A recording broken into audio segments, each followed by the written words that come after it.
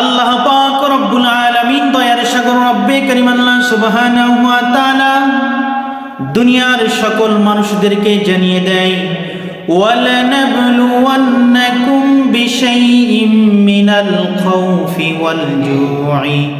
ওয়াল জু'i ওয়া নাকসিম মিনাল আমওয়ালি ওয়াল আনফুসি والثمرات وبشر الصابرين তোমাদেরকে পাঁচটি জিনিসের দ্বারা পরীক্ষা করা হবে এই দুনিয়ার বুকে। আল্লাহ পাক রব্বুল আলামিন এর জন্য এক নম্বরে বলে দেয় ওয়াল খাউফ, অর্থাৎ তোমাদেরকে ভয় দিয়ে পরীক্ষা করা হবে। আল্লাহ পাক রব্বুল আলামিন এক নম্বরে সকল মানুষদেরকে জানিয়ে দিল ভয় দিয়ে পরীক্ষা করবে।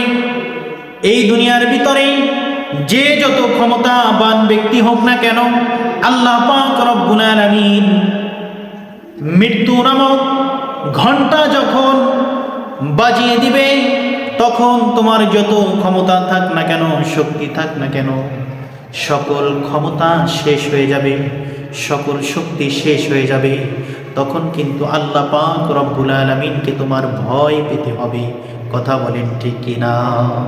এজন্য মুসলমান, আজ হোক কাল হোক, আপনার আমার জীবনে আল্লাহর ভয় আসবে। দুই নম্বরে বলা হয় ওয়াল খাউফি ওয়াল জু, আল্লাহ পাক রব্বুল আলামিন তোমাদেরকে ক্ষুধা দিয়ে পরীক্ষা করবে।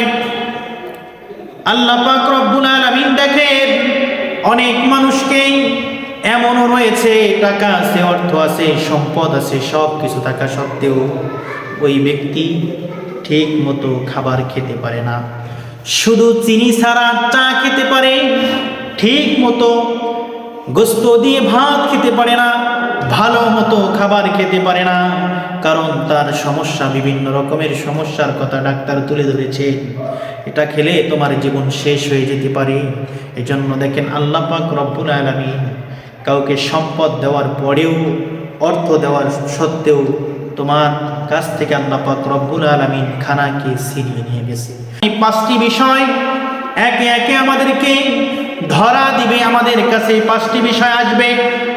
কারো আসবে ভয়, কারো আসবে ক্ষুধা দিয়ে পরীক্ষা, কারো আসবে এই দুনিয়ার বুকে সম্পদ দিয়ে পরীক্ষা। বিশেষ করে দেখেন অনেক মানুষের পাহাড় সমান সম্পদ আছে, টাকা আছে, অর্থ আছে, বাড়ি আছে, গাড়ি আছে, এত কিছু থাকা সত্ত্বেও আল্লাহ পাক রব্বুল আলামিনের রাস্তায় দান করতে পারে না, আল্লাহ পাক রব্বুল আলামিনের পথে ব্যয় করতে পারে না। কারণ আল্লাহ পাক রব্বুল আলামিন তাকে কবুল করে নাই, এজন্য তিনি দান করতে পারে না, আল্লাহ রাস্তায় খরচ করতে পারে না। এমন লোক আছে ভিক্ষা করে খায়, মানুষের বাড়ি দিন মজুর কাজ করার পরে যে কয় টাকা পায় তার থেকে কিছু দান করার তৌফিক হয়। কারণ ওই দিন মজুর ব্যক্তির টাকাটা আল্লাহ পাক রব্বুল আলামিন কবুল করেছে বিদায় দিনের রাস্তায় কবুল করতে পারে, দিনের রাস্তায় ব্যয় করতে পারে। কিন্তু এত টাকা অর্থ সম্পদ থাকা সত্ত্বেও তিনি আল্লাহ পাক রব্বুল আলামিনের রাস্তায় ব্যয় করতে পারে না, খরচ করতে পারে না। কারণ একমাত্র মহান মালিক আল্লাহ পাক রব্বুল আলামিন আপনার ধন সম্পদ অর্থ দিয়েছে, কিন্তু দিনের জন্য কবুল করে নাই। এজন্য মুসলমান, আপনার সম্পদ দিয়েছে, শুকরগুজার করে করে আল্লাহ পাক রব্বুল আলামিনের পথে খরচ করার নিয়ত করেন, ব্যয় করার নিয়ত করেন। আল্লাহ পাক রব্বুল আলামিন আপনাকে এখন যে সম্পদ দিয়েছে, অর্থ দিয়েছে, এর থেকে দ্বিগুণ সম্পদ আল্লাহ পাক রব্বুল আলামিন আপনাকে বাড়িয়ে দিবেন। সুবহানাল্লাহ।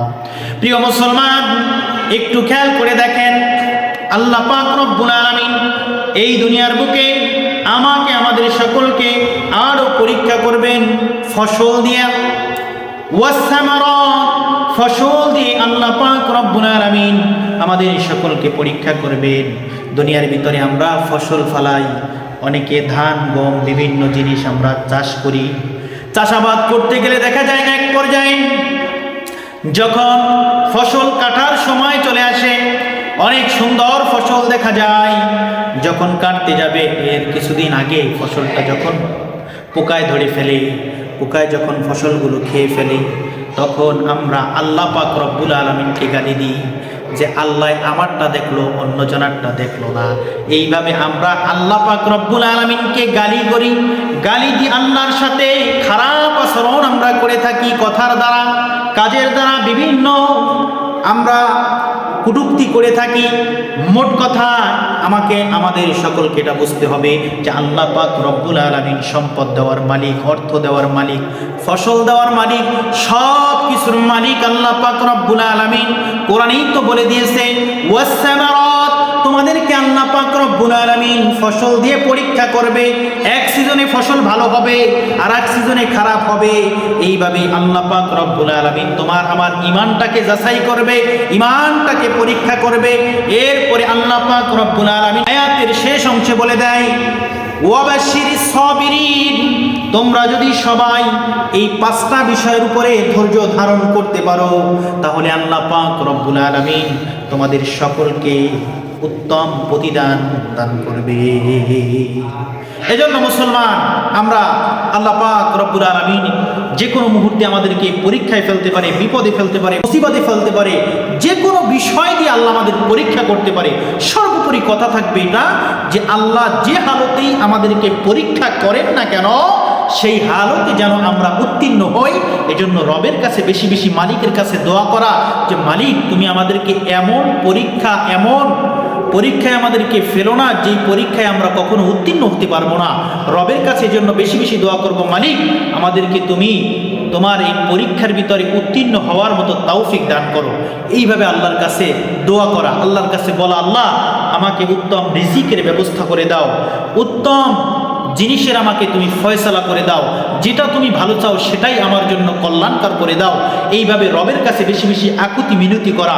কিন্তু আমরা এইটা না কইরা বিভিন্ন জিনিসের উপরে আমরা তাওয়াক্কুল করে থাকি। এই জন্যই তো আমরা রবের কাছ থেকে সাহায্য পাই না। এজন্য মালিকের কাছে চাওয়ার মতো চাইতে হবে, তাহলেই আমরা সবাই পাবো। এজন্য আল্লাহ আমাদের সকলকে সঠিকভাবে আল্লাহর কাছে চাওয়ার তৌফিক দান করুক। আমরা সকলেই বলি আমিন।